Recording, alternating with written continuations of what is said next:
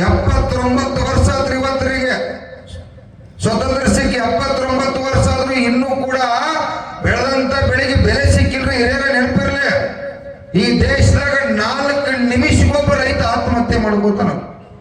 ಕಾಕಾರ 4 ನಿಮಿಷಗೊಬ್ಬ ಈ ದೇಶದಾಗ ರೈತ ಆತ್ಮಹತ್ಯೆ ಮಾಡ್ಕೋತಾನ. ನಮ್ಮ ಅಂತಮ್ಮ ಸಾಯತ್ತಾನೋ, ನಮ್ಮ ಕಾಕ ಸಾಯತ್ತಾನೋ, ನನ್ನ ತಾಯಿ ಸಾಯತ್ತಾನೋ, ಇವತ್ತ ತನ್ನ ಕುಟುಂಬನ ಬದುಕಿಸಲಾಗಕ್ಕಾಗಿ ಆತ್ಮಹತ್ಯೆ ಮಾಡ್ಕೋತಾರ. ಈ 545 ಮಂದಿ ಸಂಸದರ, ಈ 224 ಮಂದಿ ಶಾಸಕರ ನಿಮ್ ಬದಲು ಭಯ ಇಲ್ಲ, ಗೌರವ ಇಲ್ಲ, ನಿಮ್ ಬದಲು ಚಿಂತೆ ಮಾಡತ್ತಿಲ್ಲ. ಯಾರು ಈ ದೇಶದಾಗ ಸಾಯ್ತಾ ಇಲ್ಲ. ಈ ರೈತರು ಮಾತ್ರ 4 ನಿಮಿಷಕ್ಕೊಬ್ಬ ರೈತ ಆತ್ಮಹತ್ಯೆ ಮಾಡ್ಕೋತಾನೋ.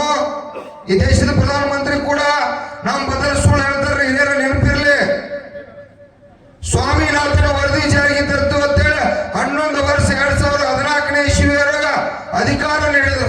ನಾವು ಕೂಡ ಓಟ್ ಹಾಕಿದ್ರು. ಅವತ್ತು ಬಟ್ ನೋವಾಗುವಂಗ ಓಟ್ ಹಾಕಿದ್ವು. ಸ್ವಾಮಿನಾಥನ ವರದಿ ಜಾರಿಗೆ ಬರ್ತೈತಿ, ನಮ್ಮೆಲ್ಲ ರೇಟ್ಗಳು ಡಬಲ್ ಆಗ್ತಾವು, ನಮ್ಮ ಕುಟುಂಬಗಳು ಆರ್ಥಿಕವಾಗಿ ಪ್ರಬಲ ಆಗ್ತಾವ ಅಂತ ಹೇಳಿ ನಾವೆಲ್ಲ ಓಟ್ ಹಾಕಿದ್ವು. ಇವತ್ತಿನವರೆಗೆ ಸ್ವಾಮಿನಾಥನ ವರದಿ ಜಾರಿಗೆ ಬರಲಿಲ್ಲ. 10 ವರ್ಷದಿಂದ ಏನ್ ರೇಟ್ ಅದ, ಇವತ್ತು ಕೂಡ ನಮ್ಮ ರೇಟ್ ಅಷ್ಟೇ ಅದಾವ. ಅಂದ್ರೆ ಏನಿದ, ಈ ದೇಶದ ಪ್ರಧಾನಮಂತ್ರಿ ಸುಳ್ಳು ಹೇಳ್ತಾರೋ. ಈ 245 ಮಂದಿ, 24 ಮಂದಿ, 545 ಮಂದಿ ಸುಳ್ಳು ಹೇಳ್ತಾರಂದ್ರ ಹೇಳಿ. ಇವತ್ತು ನಮಗ ಗಣರಾಜ್ಯೋತ್ಸವ ಆಗಿರ್ತಕ್ಕಂಥ ದಿನ, ನಮ್ಮ ಹಕ್ಕ ಕೊಟ್ಟಿರ್ತಕ್ಕಂಥ